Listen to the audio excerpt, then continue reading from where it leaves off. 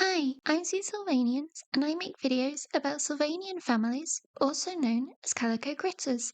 And today I wanted to do a more chilled video and talk about my favourite Sylvanian figures at the moment. I tend to more talk about the newest figures, either in my news or unboxing videos, so I wanted to give a little love to some of my older figures too. Obviously, I do like all of my Sylvanians, or I wouldn't have them in my collection, but I'm not going to talk about all of them, especially as I have over 500 at this point. So I've picked 10 of my favourites at the moment and thought I could share a little about each one and why I like them. So first, I have one of my kind of all-time favourites. This is Sheep Baby Emmerdale dressed as Alice from Alice in Wonderland, wearing the classic blue dress with white apron. She's basically always going to be my favourites. I love the little blue dress and tiny apron. I think it's kind of unusual for babies to have this level of detail in their outfits, so I really appreciate that. The ribbons of the apron go round the back, but it actually does up with Velcro, and it's one singular piece. And let's fasten that together again. She also has a little headband with a blue ribbon bow. It's on elastic and has left a little mark on her head, which is a shame, but as I always leave this on, I don't really mind. I also love the Dale sheep. I actually remember them being released in the UK and all the promo that went along with that in 2006. The way they've moulded the wool on top of their heads is really neat, and the downturn ears are true to real life. Now, this Emma is one half of the Wonderland duo, which was released in 2006 and is based off Alice in Wonderland. Henry Periwinkle was also in this set, and I think he represents the White Rabbit. He has a smart little outfit on too, with this tiny red jacket and a cardboard clock. If I can get the jacket off, yeah, the rest of his outfit is one piece with Velcro at the back. Just straightening up all the pieces of his outfit again. There. I'm amazed this cardboard clock isn't bent or anything, to be honest. So yeah, they go together as a pair, and I think to buy them new in box it costs a fair bit nowadays. I'll just move Henry out the way so we can take a final look at Emma. I love all the versions of this baby, but this one in this outfit is particularly precious to me. And now on to another older figure. So this is Cecile Butterglove. She's well loved and a little dusty because she was actually one of my first ever Sylvanian Families figures. I got her in the Village gift shop set with Harold Beagle, which I think I got second hand probably around 2004, 2005. I do have this really old photo which must have been taken in late 2005, and that is the top of Cecile's head. Clearly, when I took this as a child, I didn't think to have the figures at the back stand on something to make them higher up. I still have most of the other figures on here, including another one I'll talk about in this video later. Cecile's apron does have a stain there, and I would take this off and wash it, but the ribbon is very frayed at the back, so I'm not sure if it could handle being undone and done up any more times. And the bow is definitely not a factory done one, it's quite messy. I could maybe tighten it a little, but don't really want to mess with it. I really like the bento rabbits, of which the buttergloves are one. There's also the dappledorns. I think this detail is just a bit more interesting to look at, and more appealing than the regular symmetrical is. As one of the first figures in my collection, I remember pretending she was in charge of the village and welcoming new figures. I don't play like that anymore, so she's back to just running the village gift shop in my village square area. Her face always looks so friendly to me too, with a nice smile, which I think is more pronounced than some of the other older figures. I have such a soft spot for the older style removable aprons too, and the ditzy pink floral print is pretty and vintage inspired. She's in okay condition, I would say. Her tail is still on there, just about. I've lost a foot sticker, and there's a bit of flocking loss at the edges too. But I think she looks okay still for around 20 years old now. So yeah, that is Cecile. A really lovely figure with lots of fond memories. And she can go at the back too and look after Emma. So now to a much newer figure who is a lot cleaner and doesn't have any flocking loss. So this is Mick Fontana, who I got last October in the exciting Exploration set, but has just been released in the UK. That whole set is really fun, but I especially like the two figures, and I think Mick is currently only available in there. I really like the tartan that most of the Fontana Latte cats have in their outfits. Mick has a scarf in the fabric, and it's just a really pretty set of colours with turquoise and orange. This is really well done, so you don't have to actually tie the scarf, and it just velcros round, so it's always perfectly tied.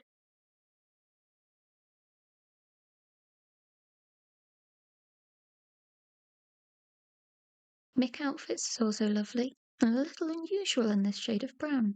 I also love the teeny buttons and the pointed collar. It's just a nice amount of detail, which is one of the things that draws me to Sylvanian families. I'm also a fan of this style of trousers, which do it with Velcro rather than elastic, because then you don't have to stretch them over the figure's tails. I'll get him dressed again. The soft colouring on these latte cats is also lovely. It's just a pastel shade of brown or grey patch on each of their ears. And he has a kind of chubbier face, I think, which is pretty common in the more recent figures. The whiskers are always nice on Sylvanian cats too. Just straighten out Mick's shirt. He looks like a scout or something, ready for an adventure outdoors. And especially so once I put his scarf back on. So yes, he is utterly adorable and one of my favourites at the moment. So sticking with the children, here's another kind of always favourite.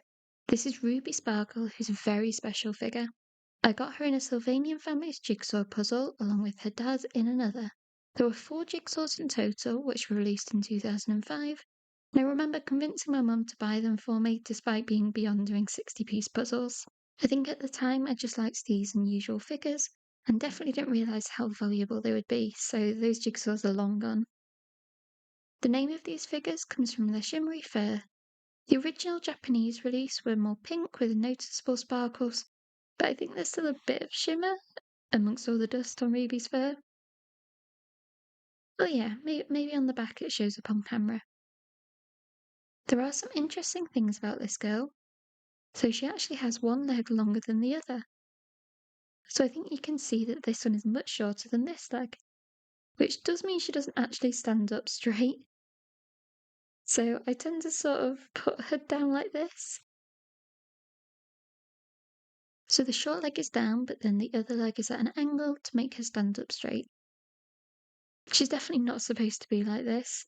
I maybe should have reached out to Fleur when I first got this figure to see if I could get a replacement, but I imagine they're long gone now. Maybe there's an adult Sparkle figure with one child's leg out there somewhere. Her outfit's nothing special, but the wonkiness just really endears her to me as a little bit of a defective figure. I could get one of the foot casts on her short leg to see if she stands up better, but I don't want to damage her fur at all. She's also in alright condition. In fact, she still has the gold sticker there on her foot. And a little bit of a squash tail. It's more spongy than fluffy. I think that's due to age, but it also might have been a different manufacturing process. Oh, and the pink bow just sort of swizzles round, which is a little odd. So I'll just straighten that again. And that is Ruby, a very unique rabbit. Another favourite is Mr. Webster the Milkman. He's another old figure from my childhood. I think he was originally released in the early 90s by Tomy, then re-released under Fleur in a collector limited edition, which is this version. He is just such a sweet looking figure, especially compared to, say, the rabbits. The head size difference is comical. If I take off his hat, Mr. Webster has such a tiny head. I don't know, I just think it's a funny difference. Birds in particular obviously have a different body shape, with the more rounded bodies and unflocked webbed feet, as well as the beak, of course, and wings rather than hands. They just feel really different. So I can take off his bag, and he has a really intricate outfit. Actually, it's a top and trousers, and this apron as well, with all these bows tied at the back. That one isn't the neatest. And then these trousers are very wide for his little tail. Well, rather large moulded tail actually, especially compared to his body. It's a little scuffed at the end, but again to be expected for a sort of 20-year-old toy. I feel like his foot was. Ooh, that's not good. Yeah, I think his foot was once loose. No. Oh, okay. Well, that's a relief. But yeah, the body mold is very rotund, which again is just very cute and funny next to his rather small head. I love the rounded belly on him. Mr. Webster is maybe a little bit more rare, but I just love him. I think he's such a lovely figure. And as compared to, say, the penguins, he looks a little bit more friendly, whereas the older penguins look quite severe, but the current range is very cutesified. Yeah, he just has a soft grey bag, nothing in there, which just goes over like this, and can go under the collar and over the straps. There we go. And his little hat on there too. So again, with this old picture, Mr. Webster is here. You can see how short he is as well, barely taller than the Fairbanks child. So again, another figure who's been in my collection a long time and I so love and adore to this day. Let's go back to a little bit more modern, and these are two Willow Deer newborns. They are so similar to one another, I can't really separate them, except for their different coloured dresses. And I've just put their accessories on too, but those can be interchanged as well. So these are quite new babies. They came with the Waterside swing set, and I like the Deers in general, and this family's a really, really lovely version with lots of detail in their fur, and the markings on them too. And I like how that's carried down to the smallest members of this family with these newborns. So this is baby girl Rose Willow. She's wearing a double layered outfit with a blue petalish kind of layer, and this more stringy, sparkly lace underneath. It's a bit rough to touch, to be honest, but it's probably to do with the type of thread to make it stick out a bit.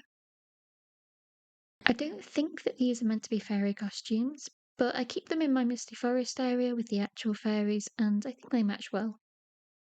Here's the heart-shaped nose detail I mentioned the family have. It's maybe not quite so obvious with how tiny Rose is.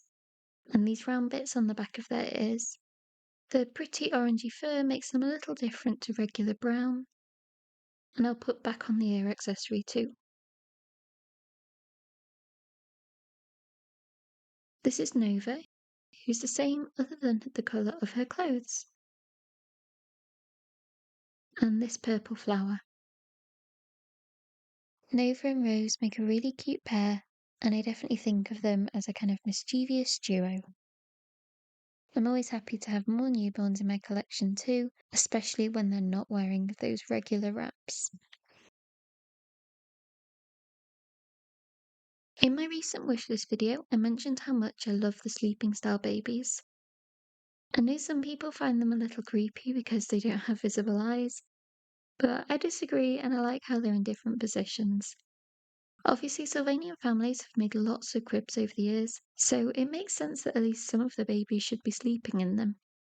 This particular one is Clippity Fielding, the field mouse baby.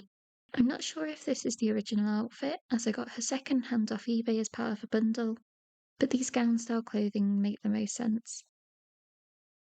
As well as the closed eyes and open mouth, they also have slightly different limbs. The legs are fixed in this position, with the feet kind of bent outwards, which I assume makes it look better when they're lying down like that. She still has a sticker on her foot. Obviously, this is different to the gold epoch sticker on some of my others.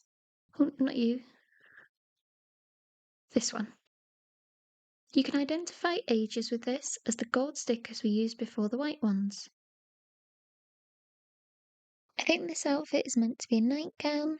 It's elasticated at the neck and is similar to the usual rompers in terms of the fabric and the lace. Oh yes, and their arms can't move either, but it can look like they're holding a bottle.